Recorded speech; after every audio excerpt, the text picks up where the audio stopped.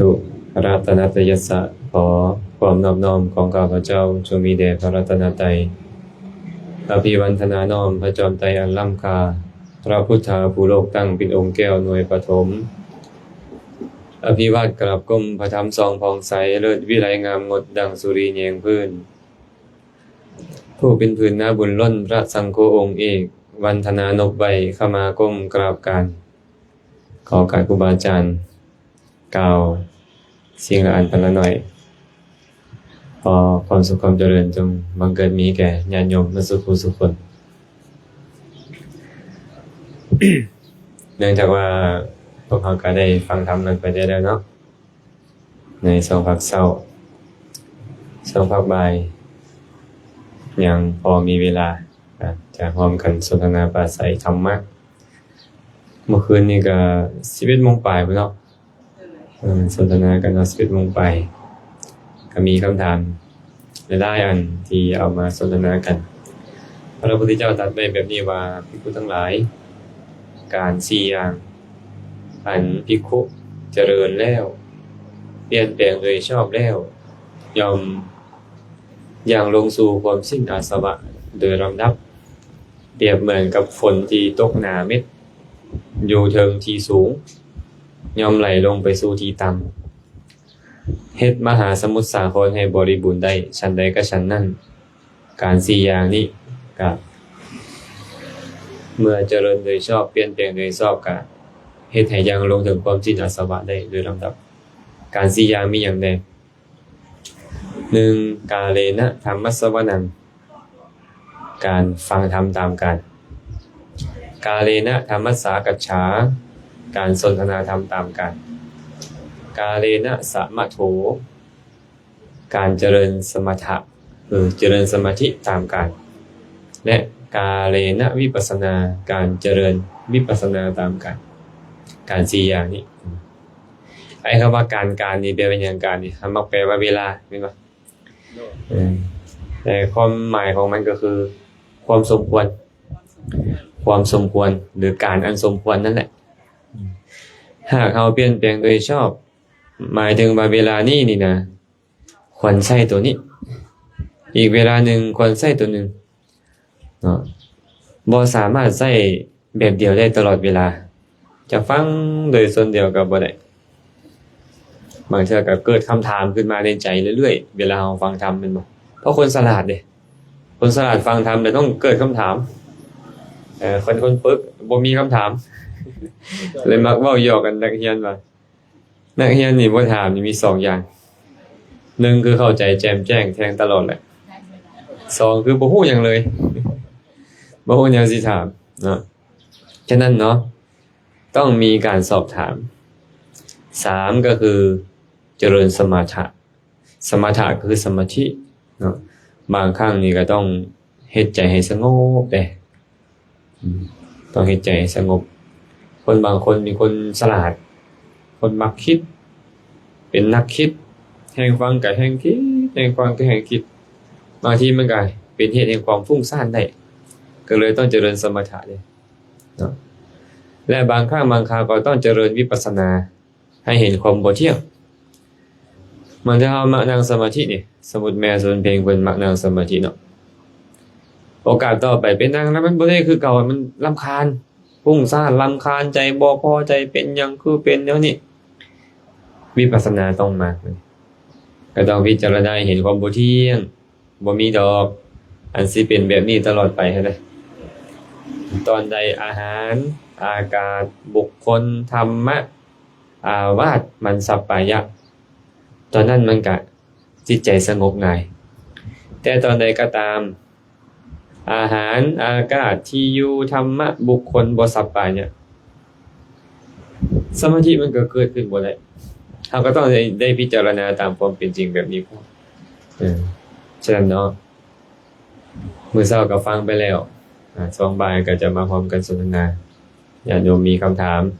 หรือมีเรื่องราวใดจะเอามาสนทนาก็สามารถเอามาสนทนาได้เนาะ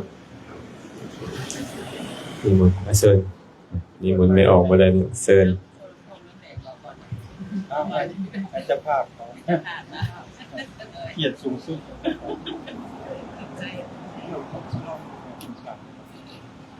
สิดังโดยสาธุน้อมนมัสการอาจารย์และพ่อแม่ครูบาอาจารย์ทุกทุกองค์อันนั้นก็พิธีเพลงกับของพงวาสีเริ่มต้นถามอย่างแต่ว่าเมื่อวานที่นั่งอยู่ฟังสนทนาธรรมนี่ก็คือจะถามหลายอันอยู่แต่ว่าก็อยากให้ทั้งพื้นฐานเพิ่นถามนะคะอาจารย์เอาก็ยังมีโอกาสมื้อนี้อยู่สินะเลยถ้าเราอยากถามถ้าเรามีความสงสัยในเรื่องนี้พระอาจารย์เพราะว่าการเรียนอธิธรรมเดแล้วก็ทางปฏิบัติตัวเองเดก็เลยมีความสงสัยอันนึงที่ว่าเมื่อวานพระอาจารย์ก็เว้าถึงผีเข้าค่ะถ้าเราอยากรู้ว่าผีนี่นะผีนี่เป็นวิญญาณแต่ตามที่เฮียนมีพระอาจารย์ว่าเวลาที่เขาตายไปนะวิญญาณเขาไปจุติเลยละเป็นบอกพระอาจารย์แล้วแบบนี้วิญญาณที่ว่าเป็นผีที่เขาว่าผีนี่มันเป็นวิญญาณแบบไหนดวงไหนมันอยู่ใสแล้วเพิ่นเข้ามาหาคนนี่นะเพิ่นเข้าด้วยวิธีการแบบไหนก็ได้เลยสงสัยเมื่อวานที่ฟังอาจารย์เล่าแล้วก็สงสัยเนาะอันนี้เป็นคำถามที่1เนาะอาจารย์ให้อาจารย์ตอบก่อนแล้วก็ได้จึงถามต่อไปได้เนาะโดยสาธุผีนี่เป็นแบบใดเขาลองฝึกแยงเวียนนะจะได้เห็นผีเนาะ ภาษาบาลีเป็นใช้คำว่าปีศาจปีศาจภาษาลาวมาอ่านทับศัพท์เป็นปีศาจปีศาจภาษาบาลีเนาะภาษาลาวมาอ่านทับศัพท์ว่าปีศาจเอิ้นไปเอิ้นมาเพี้ยนจากปีเป็นผีศาจเอิ้นไปเอิ้นมามันหลายพุทธทั้งผีทั้งศาสตร์ผีจบง่ายดีคนลาวนี่แนวนี้คำพองเอิ้นไปเอิ้นมาพองจบเห็นบ่คำแพงเอิ้นไปเอิ้นมาแพงจบมันง่ายดีภาษาลาวอันนี้คือกันคำว่าผีนี่มาจากคำว่าปีศาจปีศาจนี่แปลว่าสิ่งที่น่าย่านกลัวสิ่งที่น่าย่านกลัวเนาะหรือมาอีกจากศัพท์หนึ่งได้คือผีมาจากผีตัวนี้แปลว่าย่านแต่ว่าศัพท์มันจะได้ก็คือปีศาจนี่แหละสิ่งที่น่าย่านกลัวแล้วเอิ้นว่าผีเนาะแล้วถามว่าอีหยังล่ะน่าย่านกลัวพวกอมนุษย์นี่นะแปลว่าผู้เหมือนมนุษย์เอิ้นว่าอมนุษย์เหมือนมนุษย์หมายความว่าผู้สามารถแปลงกายเหมือนมนุษย์ได้บ่ว่าจะเป็นพวกเทวดาบ่ว่าจะเป็นยักษ์บ่ว่าจะเป็นคนทันบ่ว่าจะเป็นพญานาคที่มีฤทธิ์นะกลุ่มนี้นะพวกกุมพันธ์พวกคันทัพพระคนทันพวกเนี้ยเฮาเอิ้นว่าผีเพราะเฮาย้านเขาเฮาย้านอันใดเฮาเอิ้นว่าผีโดยที่สุดเทวดาประจำอยู่เฮือนภูมิเทวดาเฮาก็เอิ้นว่าผีภูมิเพราะเฮาย้านเด้สิ่งใดเฮาย้านเฮาเอิ้นว่าผีแม้แต่พวกยักษ์เองเขาก็เอิ้นเขาว่าผีเขาบอกว่าเฮาบ่ได้เฮ็ดบุญเอาไว้จึงเกิดในกำเนิดปีศาจนี้เพราะหน้าตาอัปลักษณ์น่าย่านกลัวก็เลยเอิ้นตัวเองว่าผีเนาะอันนี้ความหมายของคำว่าผีก่อนแต่ถามว่าผีนี่เป็นวิญญาณบ่หรือเป็นอีหยังก็ต้องตอบตามความเป็นจริงว่าขันธ์5บ่แม่นแต่วิญญาณบ่มีดอกอันอื่นจะเว้นไปจากขันธ์5เนาะนอกจากพวกอสัญญีสัตว์พวกอสัญญีสัตว์หรืออสัญญสัตตพรหมนี่นะอันนั้นมีแต่รูปร่างกายเขาบ่มีวิญญาณอีหยังและกับพวกอรูปพรหมนี่ก็บ่มีรูปคันซั่นบ่สามารถมาเฮ็ดหยังให้เฮาได้เหลือแต่พวกที่มีขันธ์5นำกันนี่แหละแต่ถามว่าตายแล้วไปเป็นวิญญาณร่องลอยบ่อาจารย์บ่แม่นคำว่าตายภาษาบาลีว่าจุติแปลว่าการเคลื่อนหยังล่ะเคลื่อนจากอัตภาพหนึ่งไปสู่อัตภาพหนึ่งการเข้าไปสู่อัตภาพหนึ่งเอิ้นว่าปฏิสนธิแปลว่าสืบต่อมันบ่มีทางขาดสายกิเลสเนี่ยบ่คันหมดมันต้องสืบต่อรถตายปุ๊บเกิดปั๊บตายปุ๊บเกิดปั๊บรถฉะนั้นไม่ยังตายขันธ์5ตายไม่ยังเกิดขันธ์5เกิดจะมีแต่วิญญาณเกิดบ่ได้ต้องขันธ์5แน่นอนแม่นอยู่พุทธพจน์นี่พระองค์อาจใช้คำว่าวิญญาณอย่างเช่นสมัยหนึ่งพระพุทธเจ้าปรารภเรื่องของคนอายุบ่ฮอด20ปี บวชเป็นพระพออายุบ่ฮอด20ปีมาบวชเป็นพระล่ะให้หิวก็ให้ก็หายก็ให้สินะพระพุทธเจ้าก็เลยห้ามบ่ให้คนอายุบ่ฮอด20นี่อุปสมบทเป็นพระภิกขุภายหลังมามีสามเณรองค์หนึ่งนับรวมเอาในท้องแม่ตัวเองอยู่ในท้องแม่9เดือนก็นับเอา9เดือนมาบวชกับตัวนับแต่เมื่อเกิดครบพอดี20ก็เลยไปบวชไปได้ยินพระพุทธเจ้าบัญญัติห้ามว่าบ่ฮอด20บ่ให้บวชก็เลยสงสัยว่าขาน้อยนี่19ปีและรวมเป็นในท้องเป็น20เนี่ยบวชได้บ่ก็เลยไปแจ้งความนั้นแก่พระสงฆ์ก็ไปถามพระพุทธเจ้าก็บอกว่าภิกขุทั้งหลายวิญญาณดวงแรกยังลงสู่ครรภ์ของมารดาใดนับตั้งแต่นั้นเป็นต้นไป20ปีบริบูรณ์เฮาอนุญาตอุปสมบทเป็นพระภิกขุได้เพิ่นเว้าอยู่ว่าวิญญาณยังลงแต่ความจริงมันต้องมาพร้อมเวทนาสัญญาสังขารและแน่นอนมันต้องมีหาทยวัตถุให้นามธรรมนี้ไปตั้งอาศัยอยู่ในภพภูมิที่มีขันธ์5คือขันธ์5นั่นแหละปรากฏขึ้นแต่หน้าที่ปฏิสนธิน่ะไปเอิ้นให้เครดิตของวิญญาณว่าวิญญาณปฏิสนธิเพราะเวทนาสัญญาสังขารต้องอาศัยวิญญาณไปฮู้อารมณ์ก็เลยมีคนถามมื้อนั้นว่าอาจารย์ตอนปฏิสนธินี่เนี่ยเขาไปฮู้อารมณ์ใดไปฮู้อารมณ์วิญญาณจิตนะไปฮู้อารมณ์ตอนใกล้ตายสมมุติตอนใกล้ตายมีกรรมนิมิตหรือคตินิมิตอย่างใดอย่างหนึ่งปฏิสนธิก็จะไปมีอารมณ์นั่นแหละอารมณ์เดียวกันมีอารมณ์เดียวกันคันสั้นนี่วิญญาณตัวนั้นจึงไปฮู้แต่ว่าการฮู้ไปนี่เอิ้นมันว่าปฏิสนธิเพราะมันสืบต่อภพใหม่กับภพเก่าบ่ให้ขาดสายแบบนี้เนาะฉะนั้นเด้อบ่แม่นวิญญาณล่องลอยเกิดนั่นแหละแต่ว่าขันธ์5เกิดแต่ไปเกิดเป็นพวกที่มีวิปากฤทธิ์อันเกิดจากวิบากของเขานะคือไปเกิดเป็นเทวดาซะเขาก็หายตัวได้กับไปเฮ็ดให้เฮาบ่เห็นทางกายเขาเจ้าได้สิเฮาแล้วเข้าใจว่าบ่เห็นแล้วแม่นบ่มีรูปความจริงแล้วบ่แม่นมันก็มีนั่นแหละแต่เฮาบ่เห็นก็เป็นภพภูมิของเขาเลยเนาะเป็นภพภูมิของเขาเมื่อครั้งนึงพระมหาโมคคัลลานะเพิ่นก็สั่นอาหารเรียบร้อยเบิดไปนั่งสมาธิเดินจงกรม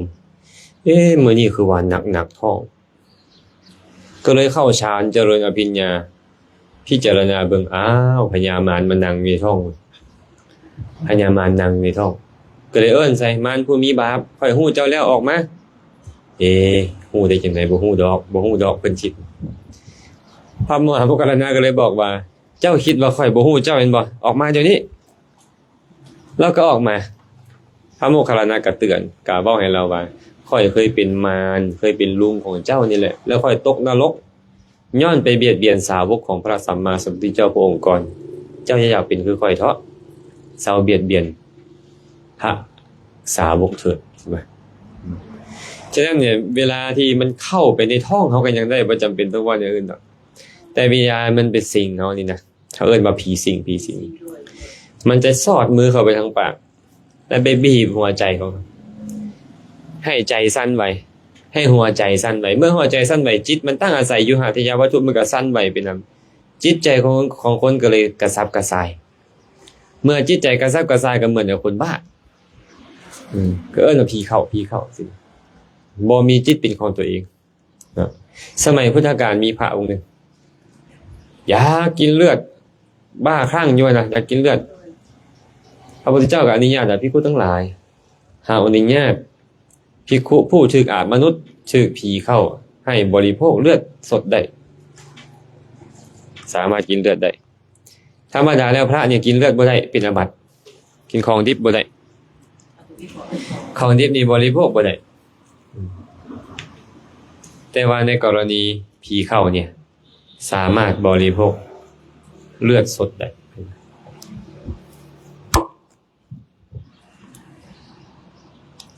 นั่นก็แสดงว่าผีเนี่ยมีจริงแต่บ่ได้เป็นผีอื่นต่างหากจากขันธ์5 และก็บ่ได้แม่นผีอื่นจากเทวดานาคยักษ์คนทันบ่แม่นก็เพราะนี่แหละเฮาย้านเขาเฮาก็เอิ้นว่าผีซื่อๆเวลาเฮาไปเห็นหมู่ว่าโอ้ยหน้าปานผีเขาว่าเป็นหยังหน้าปานผีอะขี้ร้ายเป็นตาย้านแม่นบ่นั่นแหละแบบนี้ซื่อๆเนาะ เข้าใจเลย บ่เข้าใจเนาะ ถ้าเป็นครับนะที่ทางเองทางคนคือคนยังอันสงสัยอันใดสิทาง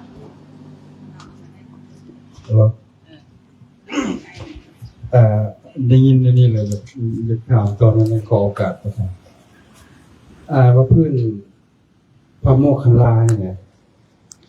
เปิดกับประกอบด้วยศีลกับบริสุทธิ์คิดกับบริสุทธิ์ปัญญากับบริสุทธิ์นะพระอาจารย์เขาก็เลยสนใจว่าแม่แต่มันเป็นนี่เป็นสุดยอดที่ได้พระโมคคัลลาเนาะยากผู้ที่เยอะเท่าเทียมเพิ่นได้แต่ว่ามารเนี่ยมันสิ่งสามารถว่าเข้าไปอยู่ในหนังในท้องได้นะเวลาเพิ่นหรือว่ามันเป็นเหตุปัจจัยยังไงอย่างนั้นข้างนอกธรรมดาทั่วไปนี่ว่ามันง่ายๆและสามารถที่เขาพระโมคคัลลาเป็นหนังได้เฉย ความจริงแล้วเขาเข้าใจบ่ตรงเลยบ่ได้เอิ้นว่าสิงพระโมคคัลลานะนี่นะเอิ้นว่าเข้าไปอยู่คันสิ่งนี่คือต้องบีบเฮ็ดให้ใจมันซับไซแต่ว่าคนที่มีสติสมบูรณ์แล้วพระอรหันต์นี่สติสมบูรณ์แล้วบ่มีผู้ใดสามารถที่จะเฮ็ดให้ใจมันสั่นไหวได้เลยต้องแบบนั้นเนาะคันอย่าว่าแต่มารเลยแม่พญาติมันก็ยังเข้าได้ไอ้ตัวเฮานี่แม่นบ่โอ้จักตัวกลมตัวแปรอยู่ในท้องนั่นแม่นบ่แต่ว่ามันบ่ได้เฮ็ดให้เฮาสัดซายอีหยังดอกอันนี้กรณีเขาไปอยู่คือมารเขาไปอยู่ซื่อๆที่ยกมาให้เบิ่งหั่นนะแต่ว่าเรื่องของผีสิงก็คือว่าเรื่องของพระภิกขุองค์นั้น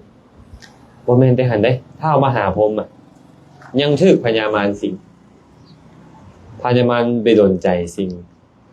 บ่ง่ายเด้พญามารเนี่ยอำนาจหลายพระพุทธเจ้าเลยบอกว่าในบรรดาผู้เลิศที่สุดนี่นะมารเป็นผู้เลิศที่สุดด้านความเป็นผู้มีฤทธิ์และยศมารนี่สุดยอดแหละทานุนนะพระพุทธเจ้าแสดงโอภาส16ครั้งเพื่อให้อาราธนานิมนต์ให้อยู่ตลอดกลับนึงนะแต่ว่าคิดบ่ได้เลยมารโดนใจมันโดนใจถึงหรือยังพอถึงมารโดนใจหรือยังกิเลสมารโดนใจเขาอยู่ตลอดเนาะประมาณนั้นนะ เรียกว่าพระอาจารย์ก็หน่อยคิดว่าเรียกว่า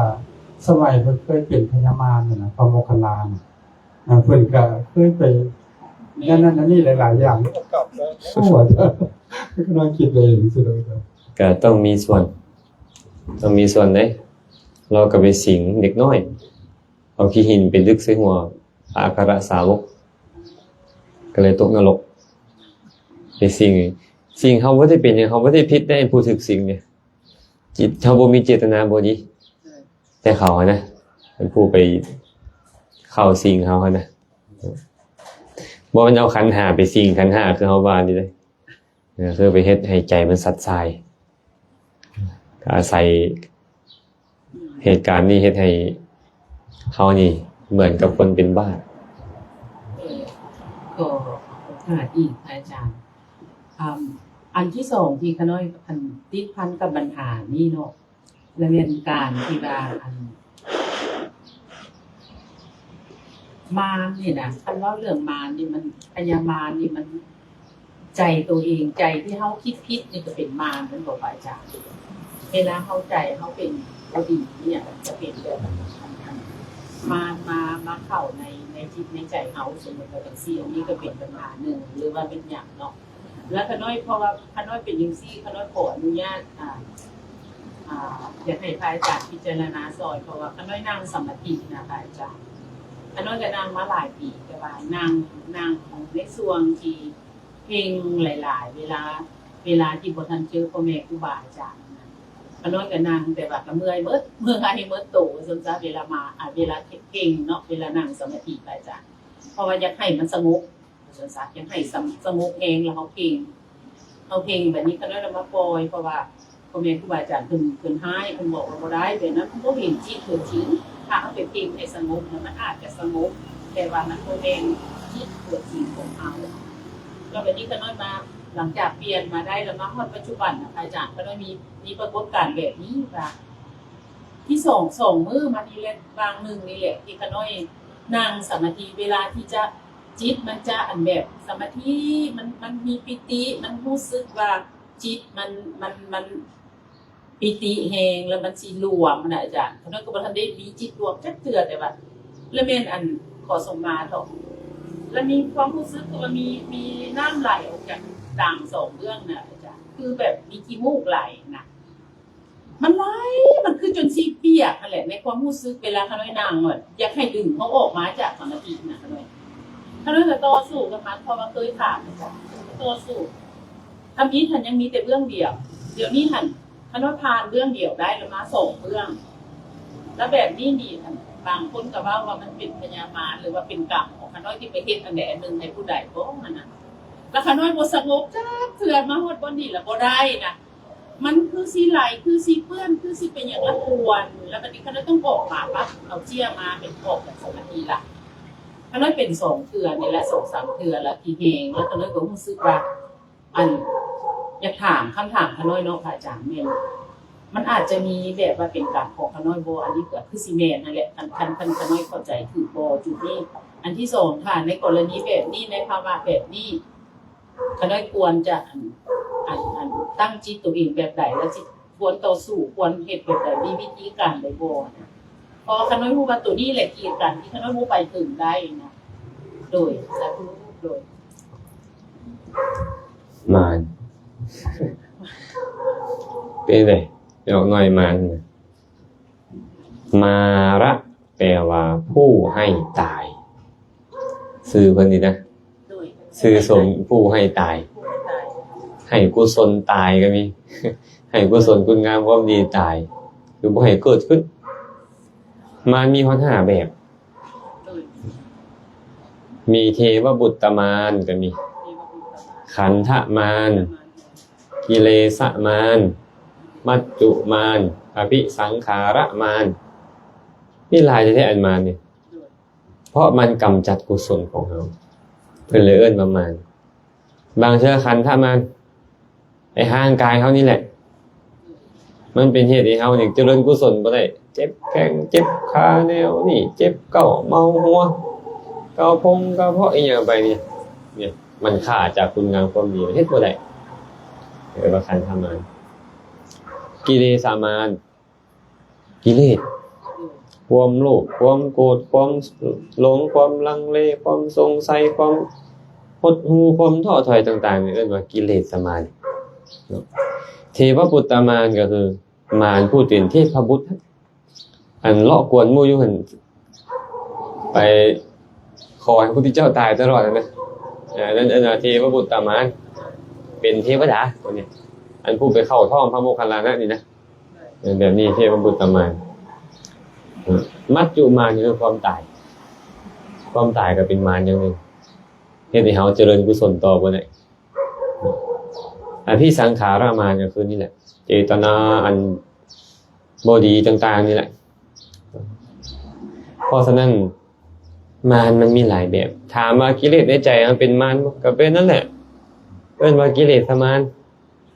อันซุมื้อนี้พวกเฮายังท่องเที่ยวในสังสารวัฏก็ย้อนกิเลสมารนี่แหละคันกิเลสมารบ่มีเทวบุตรมารก็เฮ็ดหยังบ่ได้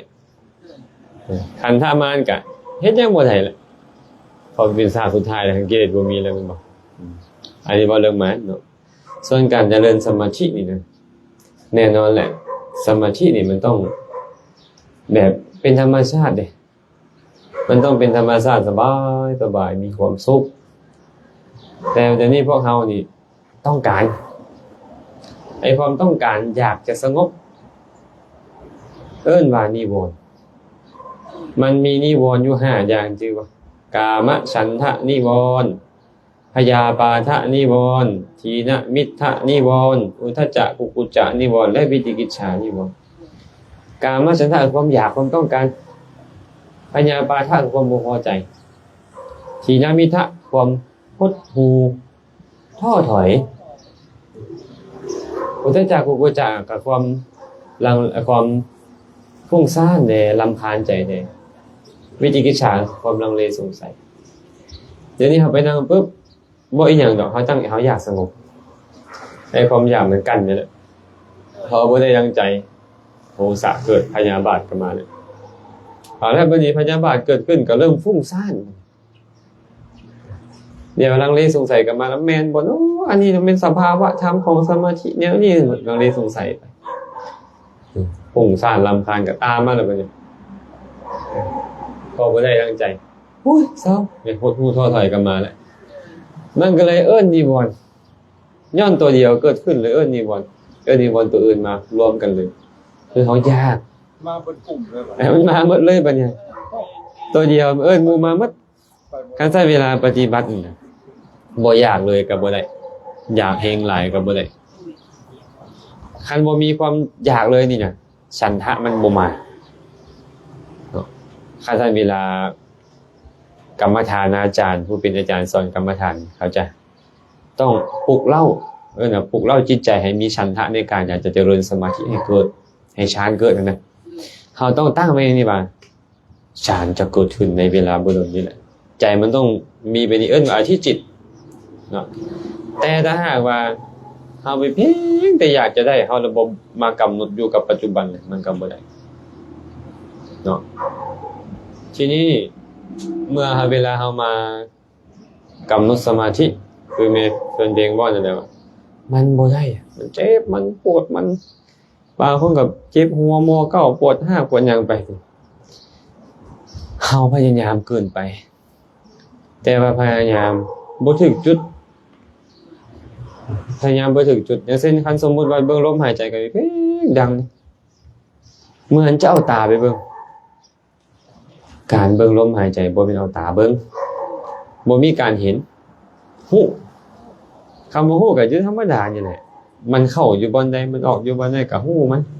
เดี๋ยวนี้เฮาพยายามอยากฮู้ของเฮานี่อยากให้มันชัดเจนพยายามหลายเกินไปเป็นอันว่ารูปธรรมที่เกิดขึ้นมันก็ติดขัดเฮ็ดให้ระบบของร่างกายเปลี่ยนสภาพเลยบัดนี้ย้อนพยายามเกินไปเพิ่นเลยสอนแบบนี้ว่า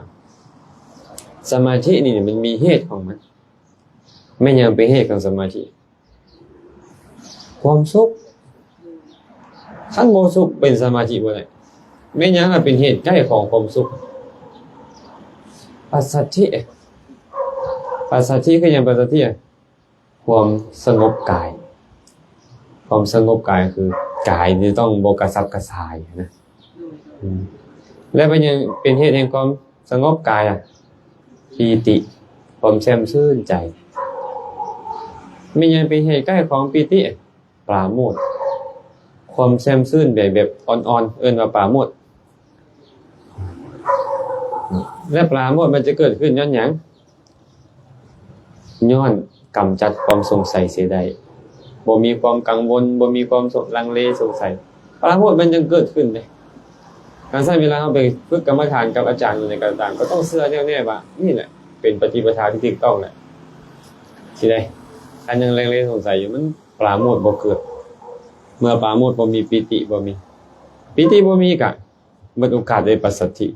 บ่มีก็บ่มีความสุขบ่มีสมาธิเกิดขึ้นบ่ได้พระพุทธเจ้าจึงบอกว่าปราโมทย์อันศีลวิบัติกำจัดแล้วลังเลสงสัยกังวลในศีลนี่มันวิบัติแล้วนี่มันกำจัดปีติอันปราโมทย์กำจัดแล้วปัสสัทธิอันปีติกำจัดแล้วปีติวิบัตินะความสุขอันปัสสัทธิวิบัติกำจัดแล้วสมาธิอันความสุขวิบัติกำจัดแล้วเหมือนกันญาณทัศนะยถาภูตญาณนี่ยังหายเกลี้ยงเกิดขึ้นบ่ได้การสร้างต้องกำจัดความกังวลเดี๋ยวนี้บางทีมันเรื่องราวเฮ็ดให้เฮาคิดหลายถ้าเราพยายามอยากจะใช้สมาธิคมมันระบบปล่อยเดี๋ยวนี้มันอยากจะคมเบิ่งนักปฏิบัติหนาโยมันก็เลยมันบ่เป็นธรรมชาติท่านต้องผ่อนคลาย เวลาครูบาอาจารย์ที่เขาเจ้าสอนกรรมฐานก็จะบอกผ่อนคลายเด้อให้เป็นธรรมชาติบ่ต้องพยายามหลายผู้มันก็พอสิไอ้พวกเขาระบบแม่นแล่นตามลมเข้าแล่นตามลมออกพยายามอยู่พยายามหายใจตื้มซ้ำพวกเขานี่แม่นบ่มันก็เลยบ่ได้ความสงบได้ บางเทื่อความเหนื่อยหนักของร่างกายนี่ก็เป็นอุปสรรค ก็มีส่วนคืออาตมาบอกหรือว่าขันธมารไม่กำจัดสมาธิเอาเพื่อกันแต่ที่นี่ฮะเวลาปฏิบัติเริ่มฉึกแล้ว เริ่มเป็นกลางๆแล้วมันไม่ได้เพ่งหลายเกินไปแล้วนะใจมันก็อ่อนกว่าลงมามันก็จะเริ่มมีความสงบขึ้นน้อยนึงก็รู้สึกปลื้มปิติใจเกิดขึ้นมาเนี่ยแล้วมันก็จะไปให้อันอื่นตามมาคือกันไม่แหละเวลามันมีปีติแล้วมันก็กายมันก็สงบคือว่านั่งก็คือสบายเป็นอย่างคือบึดเดียวนึงบางเทื่อแม่นบ่มันเริ่มดีขึ้นก็เริ่มมีความสุขได้บัดนี้บ่อยากไปไสบ่อยากเฮ็ดหยังนั่งสมาธิได้สบายใจมีความสุขสมาธิมันยังตั้งมั่นได้แต่ต้องเข้าใจแบบนี้ว่ามันบ่แม่นทุกคนที่จะได้อัปปนาสมาธิมีอยู่2ลักษณะใหญ่ๆที่ใช้เป็นฐานของการเจริญวิปัสสนานี่นะหนึ่งก็คืออุปจารสมาธิสงบแต่นิวรณ์เพิ่นเนี่ยแต่ว่ายังได้ยินเสียงคนยางเสียงรถนี่ยังได้ยินอันนี้เอิ้นอุปจาระยังบ่คันเป็นอัปปนาคันอัปปนาแล้วนี่จะบ่ได้ยินเสียงอื่นอีกเลยเอกคตาแท้ๆอยู่ในอารมณ์เดียวในแบบนั้นอาจารย์ย่านแต่พวกเราลงกรรมฐานเป็นคำว่าลงกรรมฐานก็คือบ่ฮู้ว่าตัวเองเจริญกรรมฐานหมดได้แท้เดี๋ยวก็ไปตัวนี้เดี๋ยวก็ไปตัวนั้นต้องเอาให้คักเลยเอาข่อยจะเจริญอานาปานสติข่อยก็จะเบิ่งแต่ลมนี่อย่างเดียวนี่นะแล้วบ่แม่นเบิ่งนำเทื่อ2เทื่อมันจะได้บางคนเป็น10ปีก็ยังบ่ได้อาตมาเคยเล่าให้พวกญาติโยมฟังอาตมาไปปฏิบัติอยู่พม่าไปเจอกับพระเยอรมันตอนนั้นเราอายุ10พรรษาอาตมาประมาณ6พรรษาตอนนั้นก็เลยไปถามพันเต้ท่านปฏิบัติมาโดนแล้ววะ10ปีแล้วถ้าบ่ได้เป็นจั่วมาเขาบวชจั่วก่อนแล้วยังบวชถ่ายอยู่ได้หยังเด้บ่ได้เลยบ่ได้หยังเลยบ่ได้เฮ็ดหยังเด้บ่ได้มีเวียกคือพวกเขาอีกเด้ปฏิบัติอยู่พระออกนี่นะตื่นขึ้นมานั่งสมาธิแล้วไปสันเศร้าแล้วมานั่งสมาธิแล้วไปสันเพลแล้วมานั่งสมาธิเดินจงกรมมานั่งสมาธิตอนแรกก็มานั่งสมาธิอีกมื้อละ5รอบอย่างต่ำบ่ได้ว่างเว้นเลยเนาะเขาบ่เฮ็ดหยังเลยคันมันบ่ได้อีหยังมันสิไปไสคันคนมีอุปนิสัยแท้10ปีนะครับแม่นบ่ได้เฮ็ดหยังเลยบ่ได้ก็ต้องเข้าใจว่าอุปนิสัยของเฮาบ่มีเฮาบ่ได้สั่งสมไว้ในพวกศาสตร์ใกล้ๆนี่มันก็บ่ได้ถึงขั้นนั้นแต่ว่ามันเป็นอุปนิสัยบ่ล่ะเอาเจ้าพยายามอยู่ในความเพียรมันก็เกิดขึ้นอยู่เนาะเขาต้องทำใจแบบนี้นะบางทีเขาอาจจะบ่เป็นพวกติเหตุกะบุคคลที่จะได้ฌานอย่างหลายมันแค่ได้ความสงบกายนิดนึงสงบใจนิดนึงเท่านั้นก็ต้องเข้าใจแบบนี้เลยถ้าท่านอาจมาถามเรา10ปีบ่ได้เลยบาดไปเบิ่งจวนอินเดียอายุประมาณ20ปลายบวชจวน2ชั่วโมงมานั่งสมาธิเข้าฌานได้คนละเรื่องบ่ก็ของเก่าเขาดีเราก็ต้องยอมรับตัวนี้นำได้มันก็ได้ก็จังมีนางแบบต่างประเทศในบทเป็นเมซีแห่ผมนี่แหละในใส่ชุดสีดำนางแบบคือเมซีพวกนั้นบ่รับเงินเนาะเราได้นิมิตของสมาธิตั้งแต่ปฏิบัติใหม่ๆนั่งสงบแล้วก็มีนิมิตของสมาธิเกิดขึ้นแต่ว่าพยายามเข้าฌานอยู่2ปีบ่ได้มีอาจารย์กรรมฐานสอนอยู่ตลอดเลยอยู่กับบ่ไปไสเลยก็ยังบ่สามารถเข้าฌานการสร้างพวกเฮานี่ธรรมดาเขาต้องวางใจวางธรรมดาขนาดว่าเขาบ่ได้เฮ็ดหยังเลยเขามีแต่ปฏิบัติอย่างเดียวไอ้เฮานี่เดี๋ยวก็แม่เพลงมางานนี่เด้อแบบแม่เพลงไปงานนั่นเด้อบ่ไปประชุมเด้อไปนี่เป็นนั่นก็แล้วแหละอาจารย์สิเป็นย้อนว่าบ่มีของเก่าอันส่วนหนึ่งมันมีหลายเหตุได้บ่ฮู้วิธี นั่นนั่นหรอ บ่ถูกต้องตามวิธีอย่างหนึ่งบ่มีของเก่าอย่างหนึ่งและอีกอย่างหนึ่งก็คือ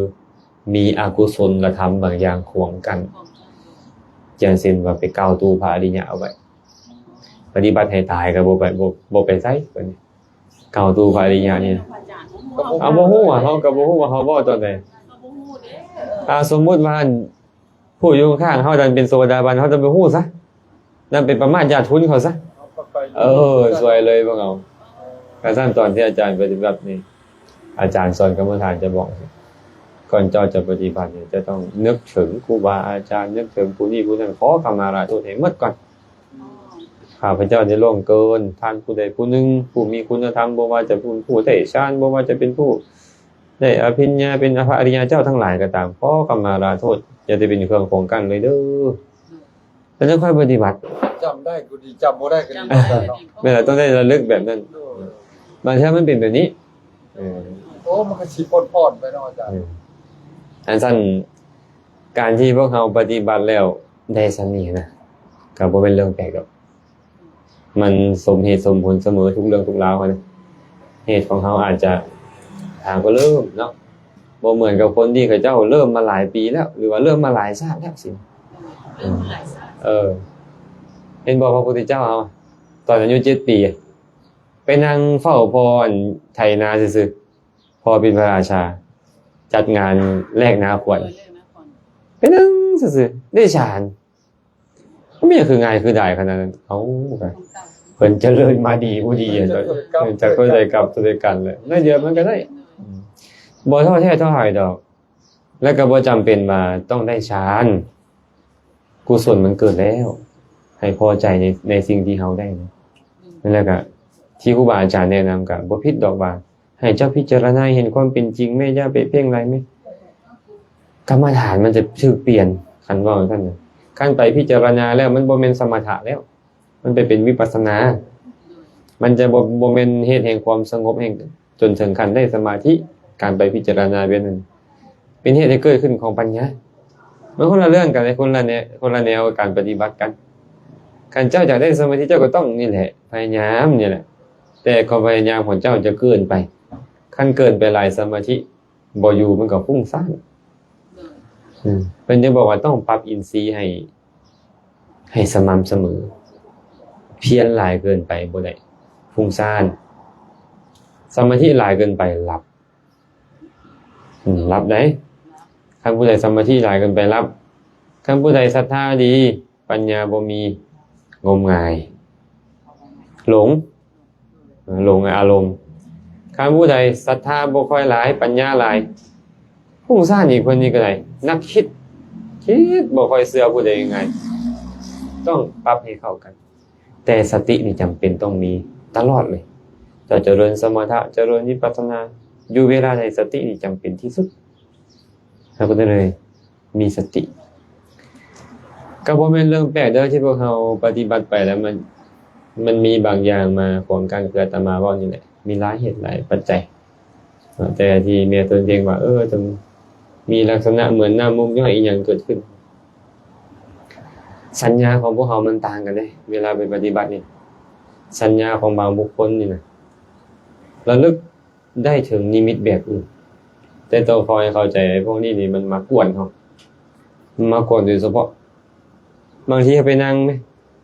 จ้าเป็นตัวอีหยังไต้ตามคนตาตามหน้าผาตามไต้เบิดบ้านเมืองตาขึ้นมามันรูปมันก็บ่มีอีหยังอันนี้ลักษณะของจิตของพวกเขาเริ่มสงบเริ่มสงบลงมานิดนึงมันก็มีสภาวะแบบนี้เกิดขึ้นบางทีก็นั่งเฮานั่นแหละมันเคลื่อนไหวมันแตกตัวคั่นน่ะแบบเบาๆมันก็เฮ็ดให้คล้ายเหมือนมีแมงไม้มาไต่มาตอมตินะแต่ตอนที่เฮาแบบนี้มันบ่มีบ่แม่นบ่มีมันบ่เห็นย้อนหยังเฮาไปใส่ใจอารมณ์อื่นเด้รถแล่นมาก็ไปใส่ใจเสียงรถมันสิไปใส่ใจอยู่แถวนี้จังได๋แม่นเวลาที่เฮามาจดจ่อแล้วสมาธิเฮาเริ่มเกิดเฮาบ่ฟุ้งซ่านไปหลายแล้วอีหยังก็ชัดเจนไปเบิดเสียงหมู่หายใจทางข้างยังเหมือนกับดังนะเป็นแบบนั้นเพราะว่าอาจารย์เพราะว่าโกรธพอมันเวลาท่านได้โกรธมาปั๊บก็เสียบ่มีหัวหน้านั่นแหละ มันบ่มีแต่ว่าในความรู้สึกเขาเนี่ยมันไม่คือหลาย อันนั้นจินตนาการว่าจิตปรุงแต่ง มีแต่เปรียบแบบที่เป็นเปรียบเลยนึง มันรู้สึกเย็นเวลาจิตสงบแล้วมันจะเย็นลงแต่ธรรมดาว่าลมหายใจมันผ่านจุดนี้นะมันก็มีลักษณะคล้ายๆไปนะแต่มันคืออาตมาว่าแล้วมันเฮ็ดให้เฮานี่ออกจากสมาธิ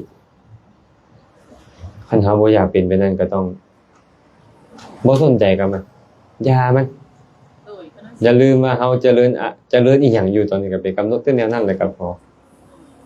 มันจะมีหลายๆแนวแหละบ่แม่นแต่ทำนี่แหละบางเทื่อที่มันเป็นผีเป็นสางพวกแหละบางเทื่อมาวูบๆวับๆแหละเหมือนกับเสียงนี่ไอ้บอกอย่าพอองค์นึงเคยไปอยู่วัดปานาคามก่อนอาจารย์ไปอยู่นั่งสมาธิไปนั่งสมาธิมาวัดตรงงูเห่ามาฟู่อยู่ว่าซั่นขนาดว่ากลางเต้นจบดียังจบร้อนนะคิดไปเองนะคิด แล้วข้อมันจะว่ามันหลอกลวง จิตนี่มันปรุงแต่งได้หมดน่ะปรุงแต่งได้หมดคืออาจารย์เล่าเรื่องของครูบาองค์นึงให้ฟังเนาะนั่งสมาธิไปนั่งสมาธิมามีออกมาแก้ผ้ามาใส่ตัวมาพี่ลูกแลนเลยแก้ผ้าแลนไปนำเลยอ้าวเขาเห็นเป็นเดี๋ยวคันแก้ผ้าแลนไปเลยเขาก็บ้าแม่นบ่นั่นแหละจิตวิปริตมันปรุงแต่งแล้วเขาบ่ฮู้มันเขาตามมันบ่ทันคือเรื่องจริงเนาะจิตมันสงบลงนิดนึงมันเลยมาปรุงแต่งโดยเฮาสัญชาตญาณของเฮามันมักคิดอยู่แล้วเฮานี่มันก็ตื้มมานี่ตื้มมานั่นนี่มันก็ไปเลยพอจิตสงบแล้วมันสามารถเฮ็ดปรุงแต่งได้ทุกอย่างอันนี้ต้องระวังนิดนึงเวลาเฮาปฏิบัติอันนี้ประเด็นอัพที่สังขารมารสการนำให้ปรุงแต่งหลวงพ่อสมภพเราเว้าสุเราเทศน์เราเว้ากันมีหลวงพ่อองค์นึงไปปฏิบัติกุฏิเพิ่นใกล้ๆกันผู้ใดก็ย่างจงกรมเดี๋ยวก็ไปนั่งสมาธิเปลี่ยนกันเฮ็ดซั่นอยู่นะปฏิบัติธรรมเนาะไปหลายคนนี่แหละเป็นหลาย10คนพุ่นแหละจะอยู่กุฏิไผกุฏิเรามื้อนึงหลวงพ่อลงมาหาว่าซั่นสมภพครับผมไปนำเฮาไปไสครับเหาะตัวโอ้ยผมบ่ไปดอกครับเพิ่นว่าถ้าบ่ไปเฮาไปได้เพิ่นหลวงพ่อย่างขึ้นกุฏิบ่เดียวได้ยินเสียงควาบมันโดดกุฏิเพิ่นว่าเพิ่นเหาะได้จิตมันปรุงแต่งไปเบิดเลยนี่ว่าตัวกุฏิเป็นเนาะภาษาบ้านอาตมาเอิ้นว่าทำแตกภาษาบ้านอาตมาน่ะความจริงแล้วก็คือวิปริตนั่นแหละจิตวิปริตตามมันบ่ทันบ่เข้าใจมันปรุงแต่งไปเบิดอันนี้ต้องระวังนิดนึงเนาะเป็นธรรมดาเด้อที่มันมีสภาพอย่างใดอย่างหนึ่งเกิดขึ้น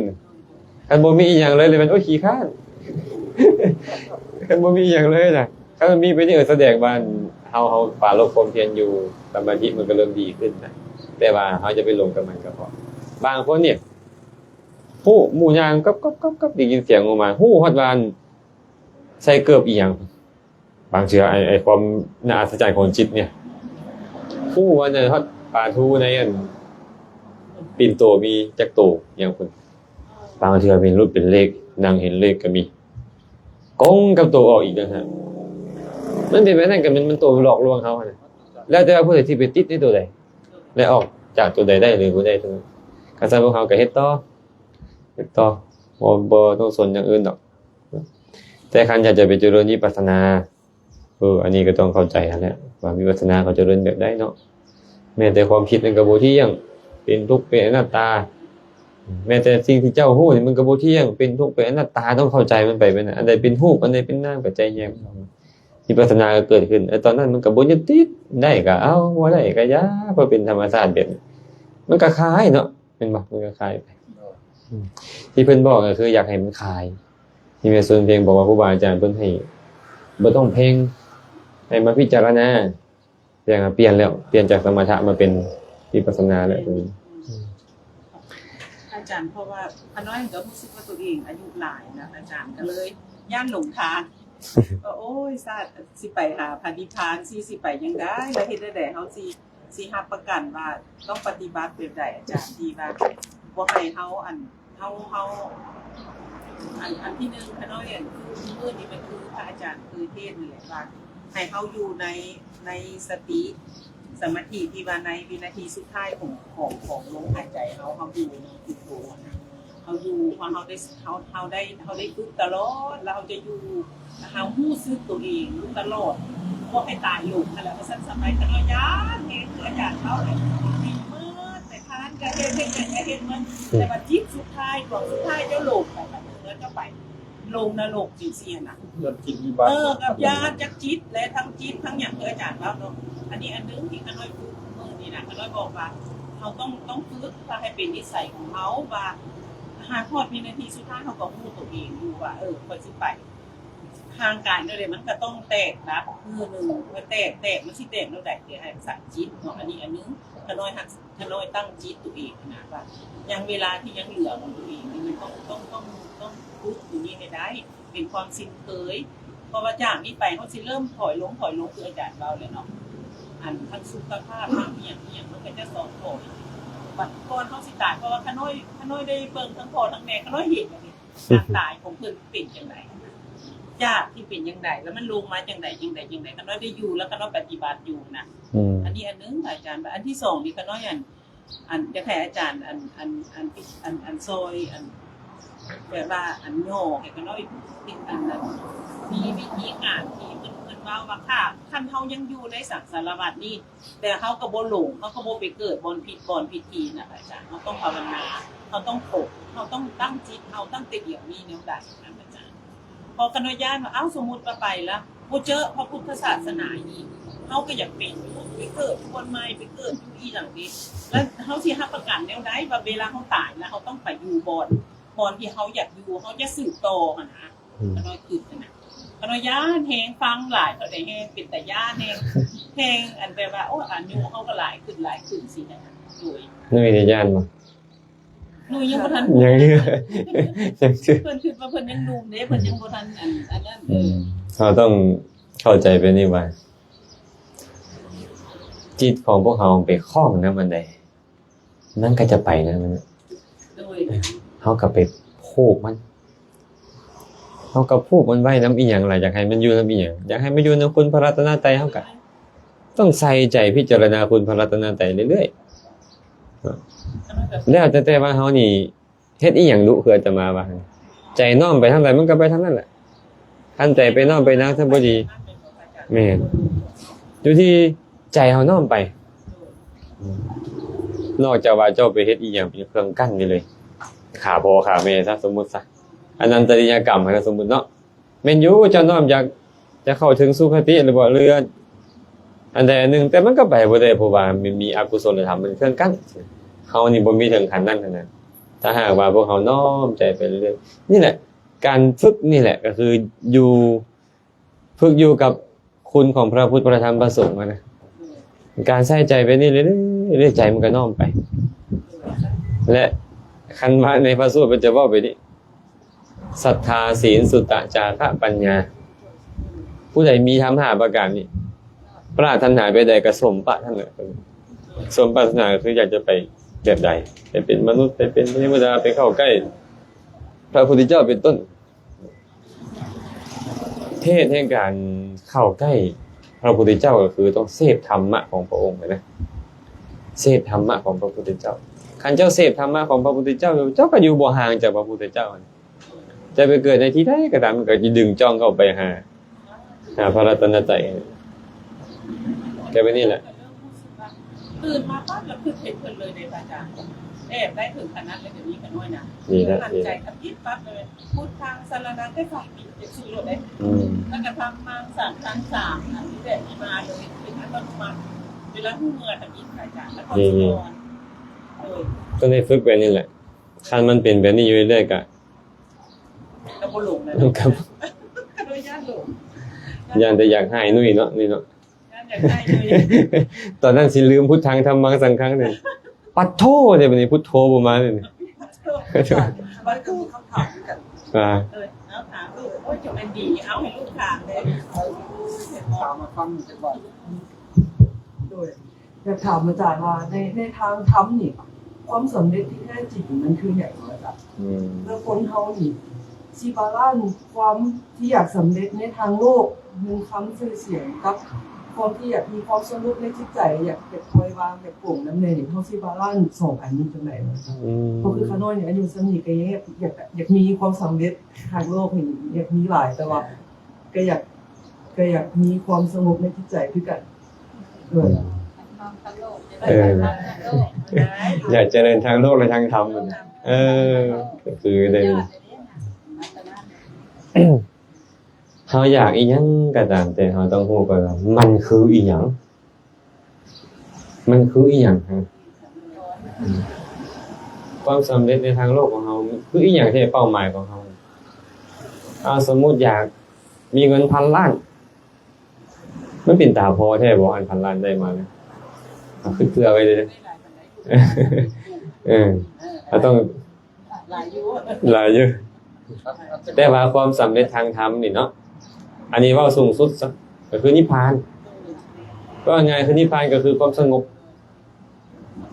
หลายๆครั้งที่เราเห็นคนที่เขาเจ้ามีความสำเร็จทางโลกเขามีหมดทุกอย่างแต่เขาบ่มีสุขมีหมดแล้วทุกอย่างเลยแต่บ่มีสุขพระเจ้าปกปุสาติมีมเหสีหลายพันนางในความเราเป็นใหญ่ในแผ่นดินนั่นแหละเป็นพระราชาเมื่อหนึ่งพระเจ้าพิมพิสารทรงสารหาได้เขียนเป็นพุทธคุณธรรมคุณสังฆคุณและก็อานาปานสติไปอ่านอานาปานสติแล้วใจมันสงบเจริญฌานได้ก็เลยคิดว่าอันสุดยอดของความเป็นมนุษย์ก็คือความเป็นใหญ่ในแผ่นดินแต่เฮาได้มาแล้วแต่ว่ามันคือว่าสุขน้อยแท้มันสงบบ่พอเนาะเมื่อสงบบ่พอก็เลยชิมเลือกสมาธิเฮารู้จักอาจารย์สิริปัญโยเนาะลูกของเศรษฐีมาเลเซียแม่นบ่มีเงิน 280,000 กว่าล้านบาทเนาะได้ภาษา8ภาษาบ่เพิ่นนะไปเรียนจบ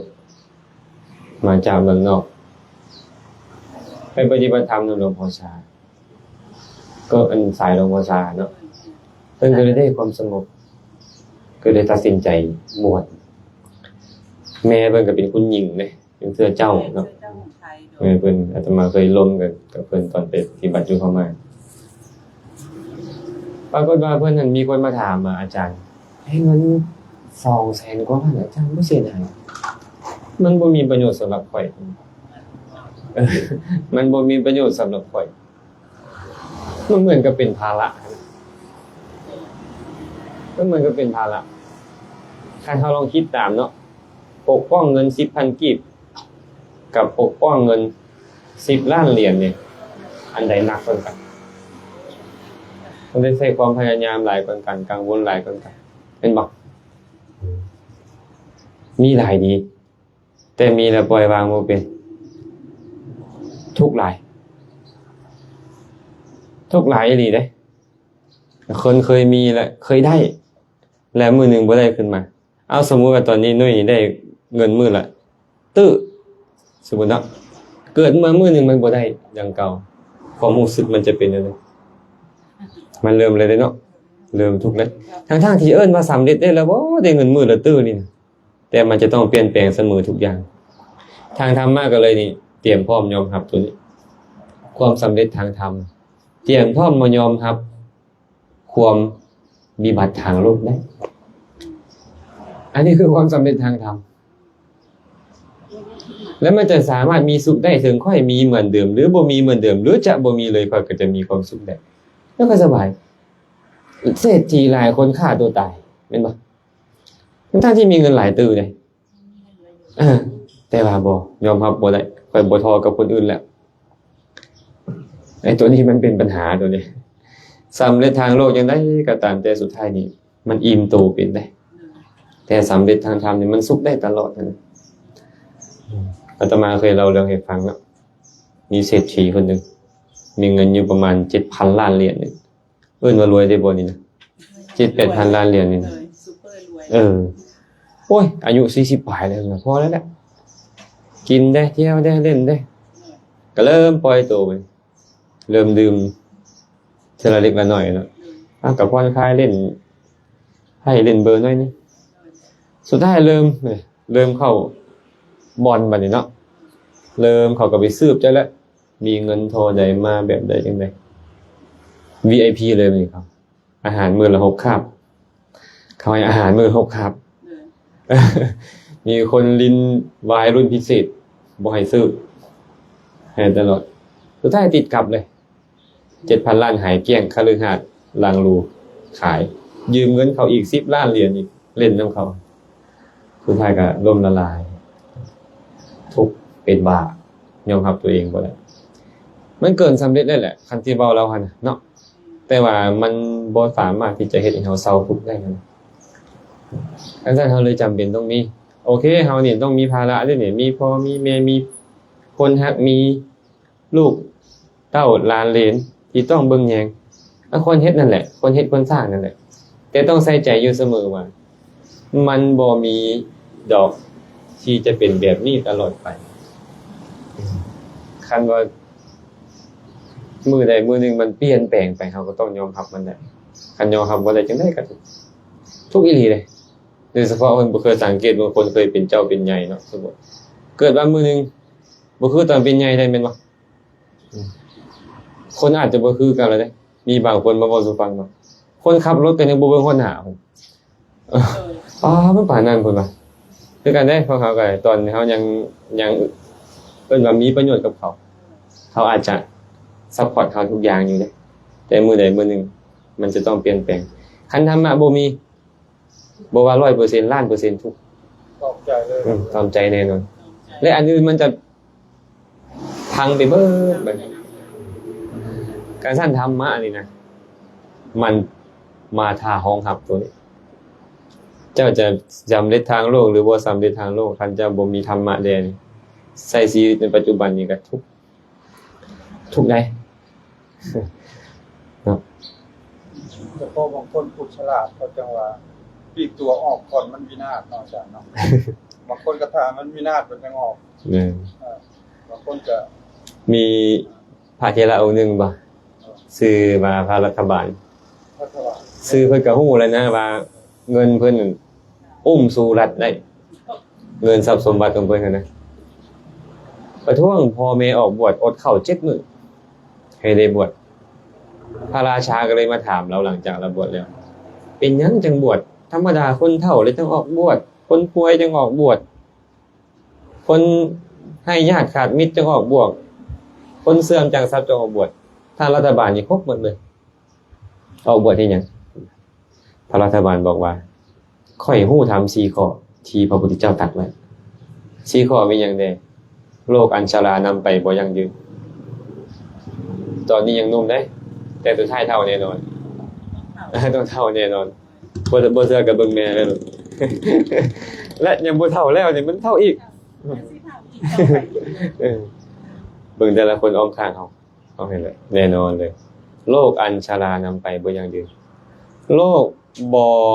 มีทีต้านทานบ่เป็นใหญ่เฉพาะตนบ่เป็นใหญ่สุดท้ายมื้อนึงแขนนี่ก็สิยกบ่ได้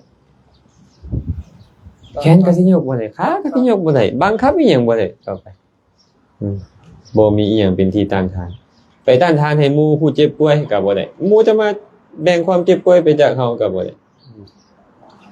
โลกบ่มีอีหยังเป็นของตนต้องทิ่มทุกสิ่งทุกอย่างไปหมดยังบ่เห็นประวัติว่าคนใดคนหนึ่งเอาเงินคำกำเกี่ยวไปได้มีเป็นแสนล้านก็บ่เห็นว่ามีประวัติโอ้ทานนี่ทานนางนั่นเอาเงินนี่ไปนำบ่มีมายืมใช้ชั่วคราวแต่พวกเขาลืมยืมใช้เป็นของใช้แต่เฮาดันคิดว่าเป็นของฉันคือของก้อยแล้วเนี่ยมันก็เลยคันของข่อยเสียหายก็ทุกบ่มีอีหยังเป็นของเฮาแท้จักอย่างเลยได้นี่เด้เครื่องที่เฮานุ่งอยู่สุดนี่นะก็มายืมโลกใช้สุดท้ายก็ต้องทิ้งไว้นี่แหละแต่สุดท้ายบัดนี้โลกบ่ฮู้จักอิ่มบกพร่องอยู่เนืองๆเป็นทาสของตัณหามีรถถีบจักคันพอแล้วค่อยสุดละโอ้ยได้รถจักรก็ดีเว้ยใครมีรถจักรแล้วโอ้ยรถเก่งนึงก็ดี มันน่าจะได้รีโวนะแรงคุยเซอร์ดีกว่าไปแล้ววันนี้โอ้ยเครื่องบินเจ็ตมันจะไปง่ายกว่าได้นี่ได้เขาลือหาดหลังหนึ่งแล้วบ่พอได้อันนี้ลานอันนี้เลนอันนี้นี่ไปแต่มัน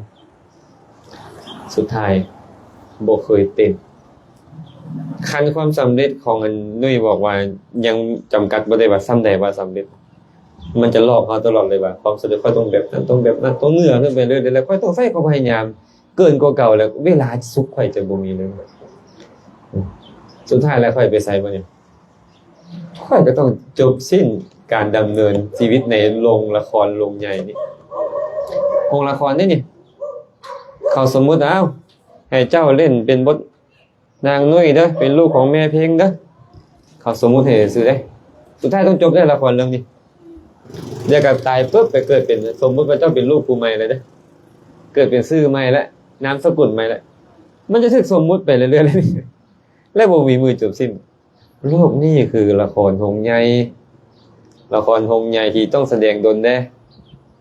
เดี๋ยวนี้เฮาแสดงละครใส่กันเดี๋ยวนี้โอ้ยเบิ่งหน้าแต่ละคนนี่น่ะเฮ็ดทาเครื่องสำอางมาเฮ็ดละครใส่กันไปเบิ่งแท้ๆโอ้ยมันหยังงั้นหยังก็ซั่นเนาะให้จำกัดให้ได้ว่าความสำเร็จที่ค่อยมาถึงนี้ตัวใดและมันจะมาบำบัดสิ่งที่ค่อยขาดได้แท้บ่หรือว่าค่อยมีแล้วมันแห่งขาดค่อยมีแล้วมันแห่งขาดคันแบบนั้นแสดงว่าแสดงว่ามันบ่ถูกแล้ว ก็ช่วงมันย่อให้วิ่งแล่นตามเรื่อยๆ แน่น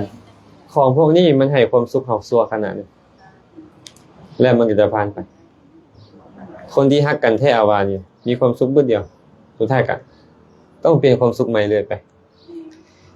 กามนี่น่ะมันบ่เคยอยู่เก่ามันต้องหาตัวใหม่กิเลสเฮานี่น่ะมันต้องการอารมณ์ใหม่เสมอเจ้าพ่อมันจะบอกว่าจะอีก บ่ฮู้จักเองเนาะมันเป็นไปได้ของมันเด้อ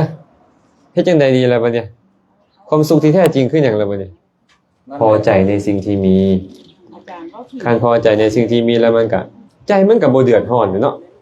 บ่เดือดร้อนบ่วิ่งเต้นบ่กระวนกระวายได้ซำนี้ก็เอาได้หลายกว่านี้ก็ได้ค่อยได้เฮ็ดเต็มกำลังที่ค่อยได้เฮ็ดแล้วแต่ผลมันปรากฏซำใดอันนั้นจะเป็นเรื่องราวของมันเหตุอดีตมันส่งผลมาซำใดปัจจุบันค่อยก็ได้เฮ็ดพยายามแต่หลายคนบ่ได้กำปั้นทุบพื้นทดเปลี่ยนเป็นหยังเดือนนี้คือออกมาแบบนี้ ค่อยคือว่าเฮ็ดเอาแท้เอาว่านี่นะนี่ถูกแล้วทั้งที่คนยากจนขอทานได้มื้อละ 10,000 กีบประทังชีวิตเขามีความสุขเจ้าได้มื้อละตื้อเจ้าก็กัดเข่ามือทุบโต๊ะอาตมาว่ามันคือปึกแท้พวกเราปึกกว่าคนขอทานอย่าให้เป็นไปนั้นนะพวกเราเด้ออย่าให้เป็นไปนั้นนะ อาจารย์โอกาส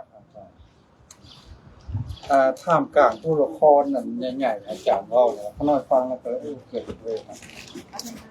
โรงละครเนี่ยมันกำลังเล่นละครกับทุกๆคนอยู่นะอาจารย์ แม่น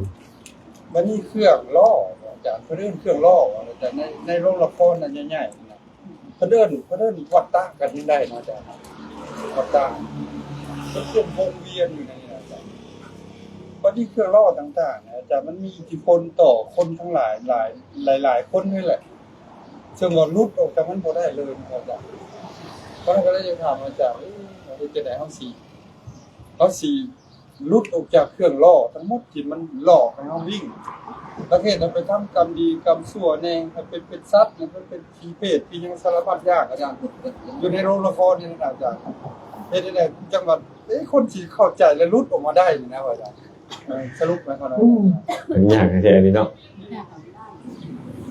เห็นว่าเป็นอย่างนั้น แว่นตา มันเห็นว่าเป็นแว่นตามันบ่เห็นความจริงเลยนี่มันก็เลยต้องติดอยู่กับแว่นตานี่ล่ะนี่เอาแว่นตามาให้แม่นะนุ้ยเดือนทีนึงกินข้าวก่อน สมมุตินะแม่บอกเอามาให้แม่ก่อนสมมุติเริ่มเลยเด้เนาะนี่บ่เห็นความจริงพวกเฮาเป็นไปนี่คันอยากออกจากมันต้องเห็นความจริงของมันเห็นความจริงหรือเห็นมันตามความเป็นจริงนู่นน่ะมันก็ออกจากมันได้แต่เดี๋ยวนี้ครับบ่เห็นความจริงแท้จริงสมมุติอยู่เนี่ย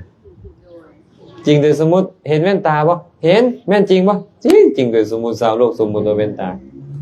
เห็นเท่านั้นเห็นนางนี่เป็นต้นบ่เห็นแต่ว่าสมมุติเป็นโดยสมมุติบ่แม่นจริงแท้จริงแท้ก็คือรูปธรรมนามธรรมทางกายจิตใจอีหยังตัวนี้แหละมันบ่ได้มีอย่างอื่นการเห็นความเป็นจริงแล้วมานั่งเบิ่งเด้ถ้าเรามานั่งคิดเรื่องคนคนเดียวที่เคยเป็นใหญ่ที่สุดในโลกนี้โดยในประเทศนี้บ้านนี้เมืองนี้ถ้ามาสังเกตเบิ่งเขามาคิดท่านผู้ใดเคยมักสืบประวัติของผู้ที่มีอิทธิพลผู้ใดผู้หนึ่งเราไม่คิดตามเบิ่งไหมคิดไปคิดมาดูคือย่อแต่คือสั้นแต่จบเลยดิแล้วเขาก็มีวิธีเดียวกันเป็นแบบนี้อาตมาเคยไปนั่งอยู่บนหนึ่งผู้เดียวมันเป็นภูสูงๆนึงก็มีทางมีทางใหญ่ผ่านอยู่บนอาตมาไปอยู่ไปนั่งตั้งแต่ตะเวนบ่คันตกดินจนฮอดประมาณ 8-9 โมง 10 โมงกลางคืนเห็นแสงไฟรถไปวิบมาวิบเลยเลี้ยวไปเห็นตัวนกตัวนึงมันก็เข้ามาหาก็เลยชี้ตามนกนี่นะตื่นขึ้นมามันไปซอกหากินอิ่มท้องกลับมาหาตื่นเช้ามาซอกหากินอิ่มท้องกลับมาหาขี่ใส่หางนั่นแหละสุดท้ายมันก็ตายก็เลยเบิ่งรถที่มันแล่นไปแล่นมาเดึกเข้าแสงไฟหน่อยลงคนมันก็คือนกเนี่ยออกไปหากินแต่เช้ากลับมาเย้ามือหันค่ำมืดต้องตื่นแต่ดึกไปอีกแล้วก็ย่อสิแท้จริงอยู่บ่บ่มีสาระอีหยังแต่เฮาหลงเดี๋ยวนี้ค่ากับ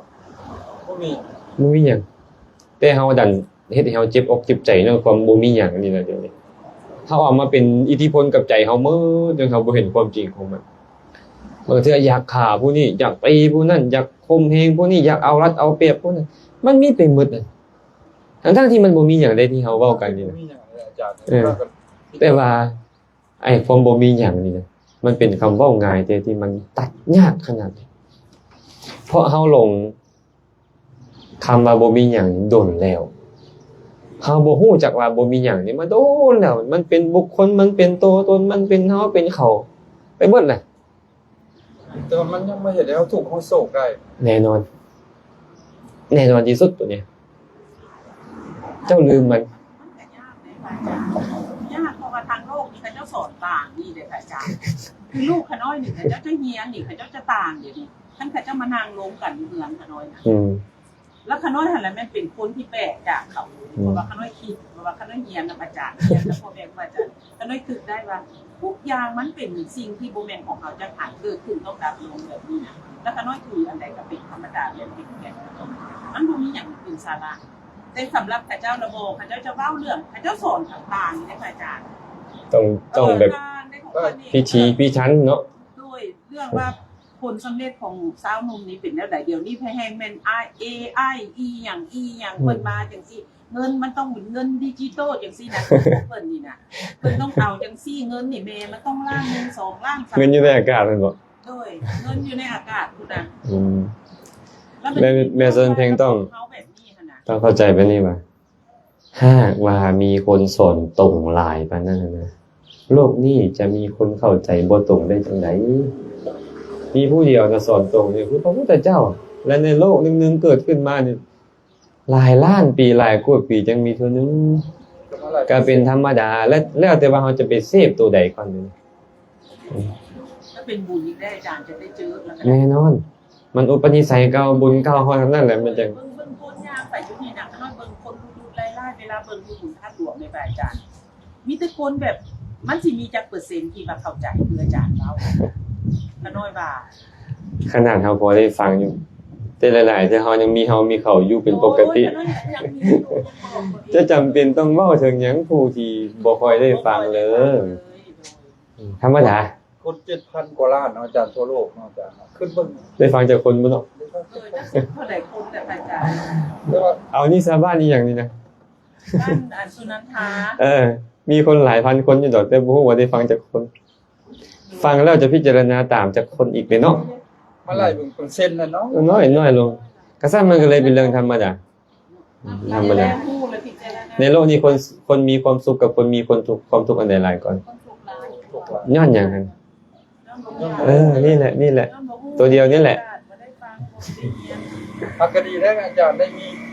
ส่วนในจำนวนน้อยๆนะอาจารย์ คันเอาเป็นส่วนหนึ่งใครเนาะ มีส่วนหนึ่งว่าอยากให้หลายๆคนได้ฟังคณะอาจารย์ขน้อยน่ะ ดี ก็ทุกโมทนานำเลยนะ เมนแต่อยู่ในครอบในครัวเมนแต่อยู่ในอันนี้ แล้วมันมีจักคนมันมีอันดินทิปอันทิปปลายเล็บของพระพุทธเจ้านี่แหละเมนแท้เมนบาได้อาจารย์ ดิบแล้วพันยันรู้ผีเนี่ย ไอ้ตัวสำคัญคือตัวนี้แหละเนาะตั้งใจบักให้ดี อยากให้ยังครูไปซ้ำ มีพวกอันนึงอยู่ทะเลขนาดละเตา100 ปีได้ขึ้นมาแล้วมาป้อมเอาน่ะโอ้ยบ่คือเห็นเลยว่ามันสิเกิดมาเป็นมนุษย์ได้จังได๋น่ะ แล้วท่านก็ต้องศึกษาไปเรื่อยๆเนาะคันเบิ่งมันเป็นละครเรื่องหนึงได้กะทุกข์ก็อาจจะเบาบางลงเลยมีคำถามอื่นบ่ สมควรซัพพอร์ตกันไปนะครับอาจารย์ จังโมงแล้วนี่ฮะโอ้1 โมง 10 ครึ่งแล้วก็ยังมีอีกหลังหนึงเด้อก็จะเตรียมตัวไปอ้าวลูกไผ่คือมาหาก็ฮอดอยู่ ก็น่าจะพอสมควรแล้วแหละเนาะพอสมควรอนุโมทนาบุญนำใน มาบ่ได้ ควา ฟั ม ง ตั้งใจของญาติโยมยังมีเพื่อนอีกหลังหนึงเพื่อนแม่จันทร์เนาะก็จะได้เดินทางไปหันสนทนาธรรมกันเล็กน้อยแล้วก็จะได้เข้าไปวัดใหญ่ชัยภูมิจะทานเป็นกระโทรหาแล้วเมื่อกี้มาแล้วบ่อยู่เนาะก็คงจะจบการกล่าวธรรมะสนทนาธรรมลงเพียงเท่านี้ก่อนบุญใดกุศลใดที่เกิดขึ้นในครั้งนี้ก็ขอให้ทุกคนทุกท่านจงมีส่วนร่วมในบุญนี้ขอให้ทุกคนทุกท่านจงเป็นผู้มีความสุขโดยทั่วกันท้ายที่สุดแล้วก็ขอให้กุศลนี้จงเป็นปัจจัยอำนวยไว้ใส่ให้เฮาท่านทั้งหลายจงได้ประสบพบเจอแต่ความสุขปราศจากทุกข์ทั้งปวงหากปรารถนาสิ่งหนึ่งประการใดอันเป็นไปในทางที่ชอบประกอบด้วยธรรมแล้วก็ขอให้ความปรารถนาของทุกคนทุกท่านจงสำเร็จโดยทั่วกันทุกท่านทุกคนเชิญ